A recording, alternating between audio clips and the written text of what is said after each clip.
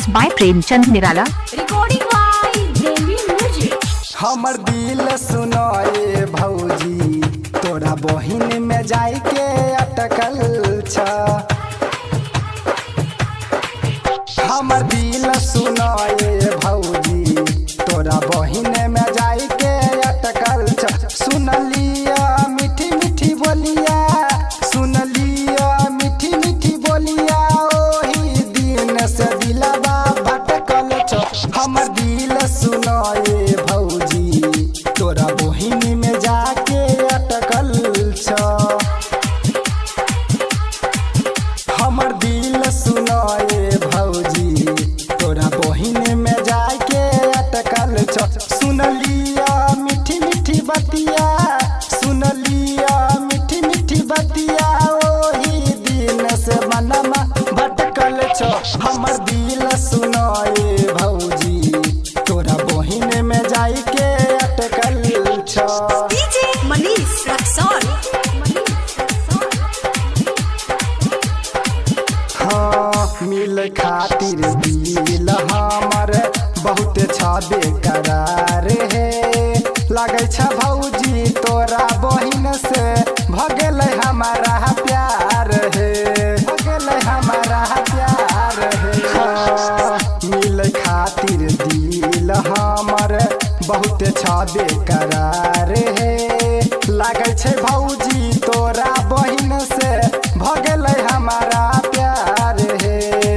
हमारा बात करई खातिर, हमारा बात करई खातिर दिलवा बहुते अब सनकल छै। हमर दिल सुनाए भौजी तोरा बहिन में जाके अटकल छ।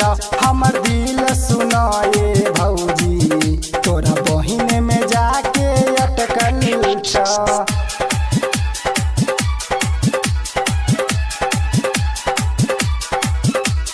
डीजे मनीष रक्सौल। हाँ रेशम के जैसन काली काली के सिया पर हमहू भेलिया फिदा है।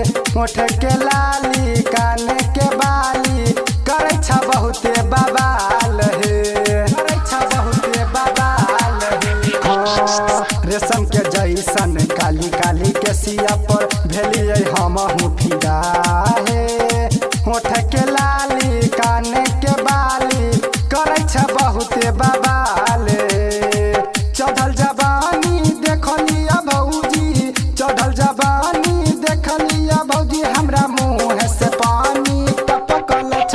हमर दिल सुनाए भौजी तोरा बहिन पे जाके अटकल छ। हमर दिल सुनाए भौजी तोरा बहिन पे जाके अटकल छ।